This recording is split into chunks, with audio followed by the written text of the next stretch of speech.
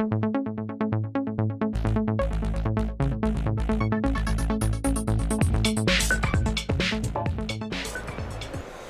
back to our Tissue World News here on Tissue World TV. Our next guest for this particular episode is Mark Penton, who's travelled in from the UK, where he's the Technical Services Manager for M2, and presented a paper here on Conference Day 2 in a very technical sense, talking about calibrated press loads in the Yankee space. So, nice to have you with us, sir. Welcome. Thank you, Mike. How did you enjoy your presentation? It was good. It was good. Yeah, I enjoyed that, yeah. All right, so calibrated press loads. Why do we need to measure the press load on the Yankee? I think, well, the main reason is we look at Yankee safety and efficiency, or dewatering safety and efficiency. We need to make sure that, one, we don't overload the press onto the Yankee, because the Yankees are fairly fragile, made of cast iron, and therefore they can deteriorate. And as much as we don't want to underload or uneven loading, because that's when we will reduce the dewatering efficiency and we have to spend more money on drying it with the hoods. Right. So 1% moisture gained after the press roll is 4% saving in your hood energy.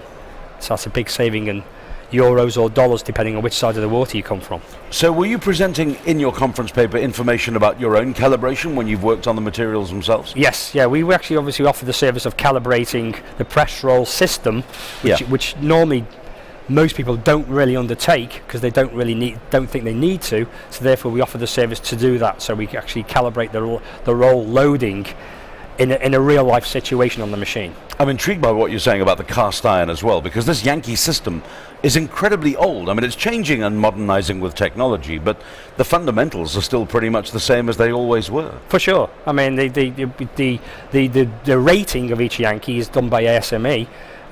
Even the new steel Yankees have a limit of what you can press against the dryer from what we call cyclic fatigue. So if these are exceeded, then yeah, we have catastrophes, and we've had a recent catastrophe this year as well. Not necessarily to press roll loading, but something with that we need to be mindful of. An exploding Yankee. Yes. Unlike Donald Trump in the White House, who explodes regularly. Correct. Yes. This is a more serious problem, really, isn't it? It's a serious problem. It happened in Europe. And there's been some, in companies that I work for, we've had Yankees that have exploded, and that's why we have a Yankee safety drive anyway. And monitoring and measuring your press roll loading is key to that. And your calibration is exactly what's required. Yes, exactly what's required. Tell me about Tissue World, just changing tack slightly, Mark, if we may. This is not your first Tissue World. You've got a few years' experience in the industry. Yeah, the last Tissue World, actually, the Tissue World was when I joined this company, M2. It was actually in New Orleans last year. So yes, I've done a few Tissue Worlds, as you say, but it's the first time I've been asked to present for Tissue World there. And how important, from an M2 perspective, is something like Tissue World for you? Oh, very. I mean, we need to get the exposure. We're a very small, dedicated technical team, M2, and we travel worldwide.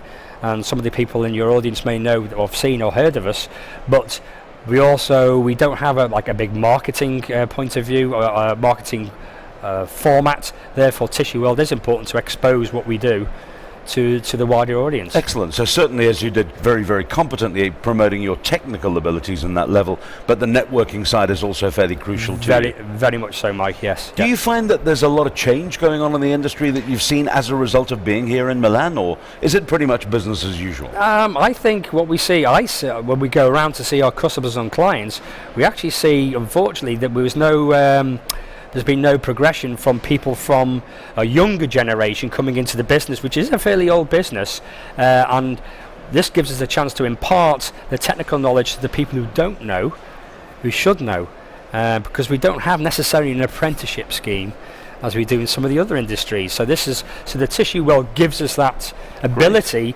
to pass on the knowledge to the others coming through. Fantastic, and thank you indeed for doing it, sir, both in the conference and here with us on Tissue World TV.